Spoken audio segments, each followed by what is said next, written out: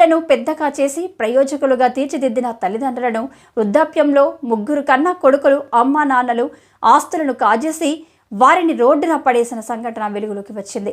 శ్రీకాకుళం జిల్లా కోటబొమ్మాలి మండలం హరిశ్చంద్రపురంలో వృద్ధులైన తల్లిదండ్రులను డోకి హరినాథం, లక్ష్మీకాంతంలను గ్రామంలోని స్థిరాస్తులను కుమారులు మురళీకృష్ణ, భాషా ఏడుకొండలు తమ పేరిట రాయించుకొని అమ్మానాన్నలను అనాథలుగా చేశారు. దిక్కులేని స్థితిలో వృద్ధ దంపతులు విశాఖలో నివాసముంటున్న తమ కుమార్తె వారణాసి కామేశ్వరి ఇంటిలో 10 ఏళ్లుగా తలదాచుకుంటున్నారు. ఇటీవల తన స్వగ్రామమైన హరిశ్చంద్రపురానికి వచ్చిన వృద్ధ దంపతులను చూసి చిన్న కుమారుడైన డోకి ఏడుకొండలు అతని భార్య కలిసి ఇంటికి తాళాలు వేయడంతో వృద్ధ దంపతులు ఆరుబయటే ఉండిపోవడంతో గ్రామస్తుల్ని ఆవేదనకు గురిచేస్తుంది. కనీసం మానవత్వం లేని కన్న కుమారులు ఇలా చేయడం విచారకరమని ప్రభుత్వ అధికారులు తక్షణమే స్పందించి ఈ వృద్ధ దంపతులను ఆదుకోవాలని పలువురు గ్రామస్తులు కోరుతున్నారు. నాకు ముగ్గురు కొడుకులు. ఒకటి పేరు బాలకామేశ్వర వైజాగ్లో ఉంటున్నాడు, రెండోవాడు మురళీకృష్ణ అమెరికాలో ఉంటున్నాడు, మూడోవాడు నా దగ్గర ఉంటున్నాడు. నాకేమో నా ఇల్లు తీసుకొని నాకు రోడ్డు మీద పెట్టేసి కథతో బెదిరించి నాకు అంగటి పెట్టేసి ఆడ వేస్తాడు. 2 సంవత్సరాలు అయింది అలాగే తిరుగుతున్నాను. నాకు ఎక్కడ న్యాయం దొరకడం లేదు. నేను కలెక్టర్ ఆఫీస్కి వెళ్ళాను. కలెక్టర్ గారేమో నెలకి 5,000 నలుగురు పిల్లలు ఇచ్చి ఆవిడ కోరి నీళ్ళు ఆవిడకి ఇవ్వండి అని చెప్పారు. నా కొడుకే చెప్పారు. చెప్పినా ఆడేమో నాకేమో రానివ్వడం లేదు. నేను వచ్చిన రోజుల్లో అలాగే ఏడ్చుకొని కూర్చున్నా సరే మా ఆయనకి జ్వరం కూడా వచ్చింది. జ్వరం వచ్చినా సరే ఆడేమో తాళాలు తీయలేదు. ఇద్దరు మొగుడు పేడలు తాళాలు వేసుకొని కారు మీద వెళ్ళిపోయినారు. నమస్తే అండి, మాది హరిశ్చంద్రపురం అండి. మా నాన్నగారి పేరు డోకి హరినాథం.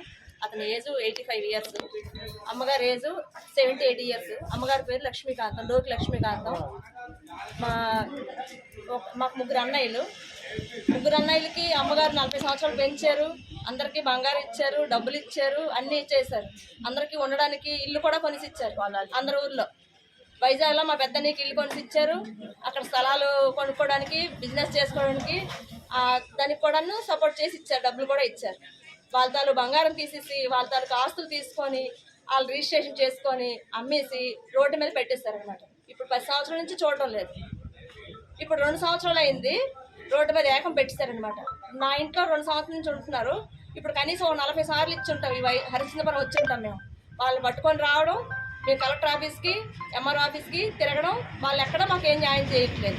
పోలీస్ స్టేషన్కి వెళ్తున్నాం, ఏ పెద్ద మనుషుల దగ్గరికి రావట్లేదు, ఎక్కడికి రావడం లేదు. కలెక్టర్ గారు ఏమో ఇంటిమేషన్ ఇచ్చారు, ఏంటది 5,000 ఇవ్వండి, 4 సంతానం, నేను 3 అన్నదమ్ములు, మా 2 అన్నయ్య అమెరికాలో ఉన్నాడు. ఇవన్నీ క్రియేట్ చేసి అన్ని చేస్తున్నాడు వాడే అనమాట.